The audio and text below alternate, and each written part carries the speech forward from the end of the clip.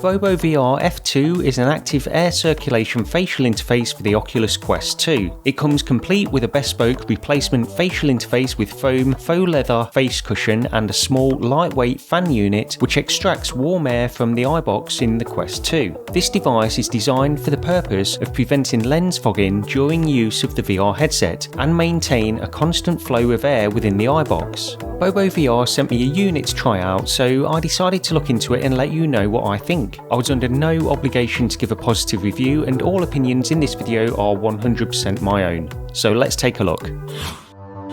Immersed robot. The F2 ACF comes packaged in a quality box design reminiscent of other more official Oculus products, and it definitely doesn't look or feel low quality or cheap in any way.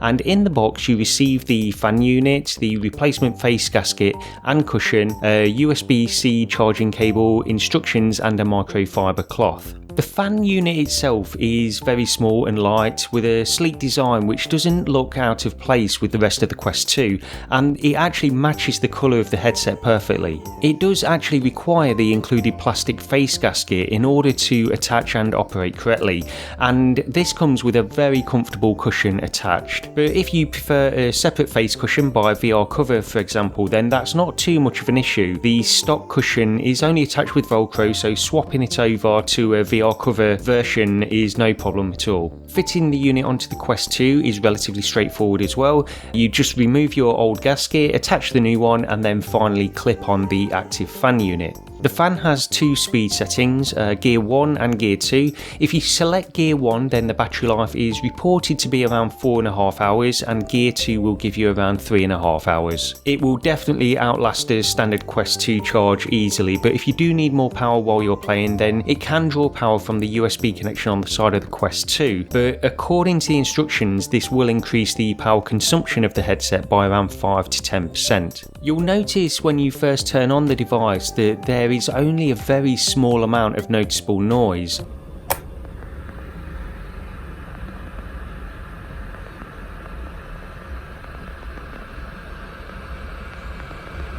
So much so that when I first tried it, I had to test. I put my finger in front of the grating just to make sure that air was actually being extracted, and it was quite effectively actually, but basically the noise from this device is not a concern at all. It's very quiet overall. The first thing I noticed when I put the headset on with the F2 attached was a slight increase in weight, and I actually decided to remove the facial gasket and compare them on scales with the stock Quest 2 facial interface, and the stock interface was 45 grams while the F2 totaled around 83 grams, so there was an increase of around 38 grams, which is actually a little bit lower than I was expecting. And after adjusting the fit of my head strap and the Quest 2, I did find it more or less as comfortable as the standard interface, although I should say I'm not really a huge fan of that faux leather cushion which this comes with, and I know most people are because they prefer the ones from VR cover, but I still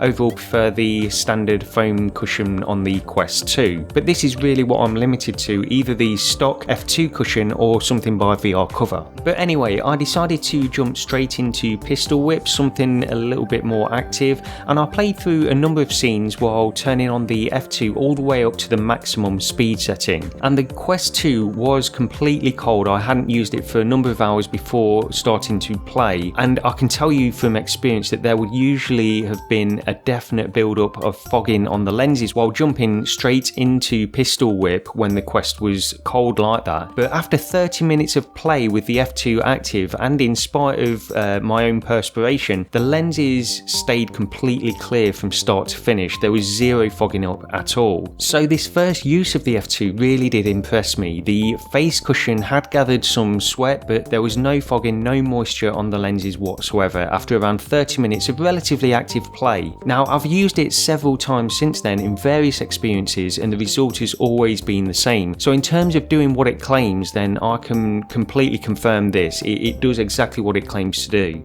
I've used it in several moderate to intense activities in the Quest 2 as well now, and it's been flawless really. There will be a point where the perspiration will probably get too much if you are really exerting yourself and eventually get onto the lenses. That never happened to me while I was trying it, but this this will probably vary from person to person in how hard they're pushing themselves in terms of physical exertion while playing VR. But again, personally, despite trying several times, I never managed to fog up the lenses or get any kind of moisture on them at all while the F2 was active and on its maximum setting. So after trying it a few times, I did notice actually when looking at it that the facial interface seemed to be slightly further from the lenses than the stock Quest 2 facial interface, in order to accommodate for the air extraction points on the F2 fan unit. And as we know, by having your eyes further away from the lenses, then it can affect field of view. It can make field of view smaller. So I went in and decided to make a comparison, and I actually measured the distance from the lenses for both of these, and in spite of the appearance, there was almost no difference in distance at all, as it turned out. And this was probably partly due to the fact that the F2 interface has quite thin foam, so as far as I could tell, the field of view in the Quest 2 was not affected at all. Now looking on Amazon, it looks like the BOBOVR F2 costs around £35 here in the UK,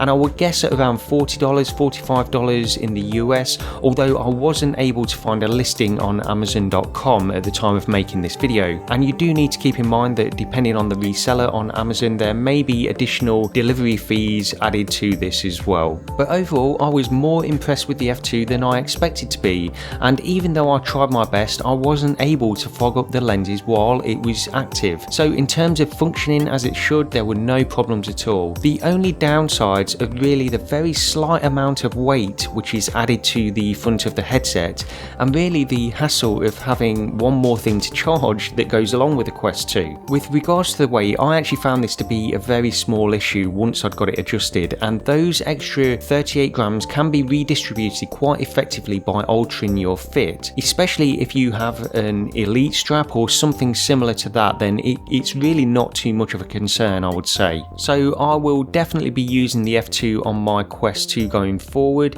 especially in the more active titles. In less active games and experiences, fogging can be less of a concern anyway, especially when the headset has had time to warm up before playing. Then you generally won't get too much lens fogging anyway, but you will definitely experience this as you start to exert yourself in the more active games and experiences, and this can become a problem. I've noticed this myself, which is what first drew me towards this product in the first place actually. So overall, I only see the F2 as a general benefit. But that's pretty much it. Let me know if you'll be trying the F2 or if you've ever experienced problems with lens fogging in your Quest 2. Thank you for watching this video, and I'll see you next time.